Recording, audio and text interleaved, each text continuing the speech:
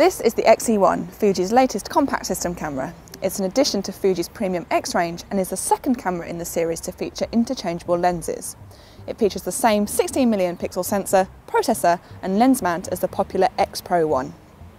Looking at the two cameras side by side reveals quite a lot of similarities, but the XE1 is smaller, partly due to the lack of the hybrid optical and electronic viewfinder found on the X Pro 1.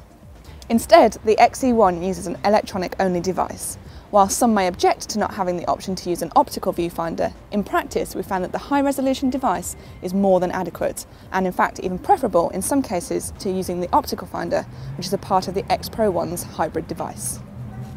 There's no mode dial on the XE1, instead you control various parameters via an aperture ring on the lens, shutter speed dial on the top of the camera and an exposure compensation dial here. Although there's no fully automatic mode, you can get pretty close by setting both the aperture and shutter speed wheels to automatic. The body of the camera is fairly large, with a nice chunky grip and an imitation leather covering. These make it pretty easy to shoot with the camera one-handed if you need to. On the back of the camera there's also a fairly extensive range of buttons.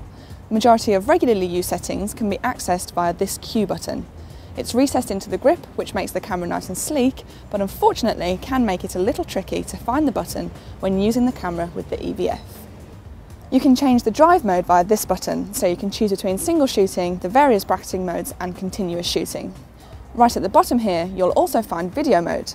There's no direct buttons on the body to activate video shooting, which may be a little frustrating if you like to shoot movies often.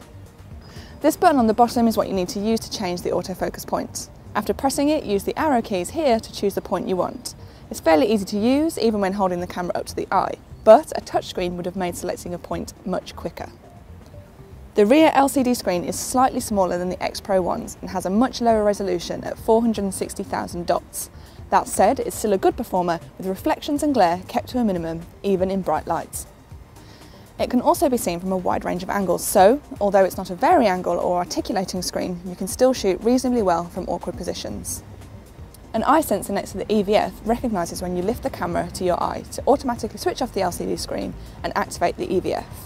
Handily, if you hit this view mode button, you can switch the eye sensor on or off, meaning if you only want to use the EVF or the LCD screen for some reason, it won't keep switching between. One of the key criticisms of the X Pro 1 was its slow focusing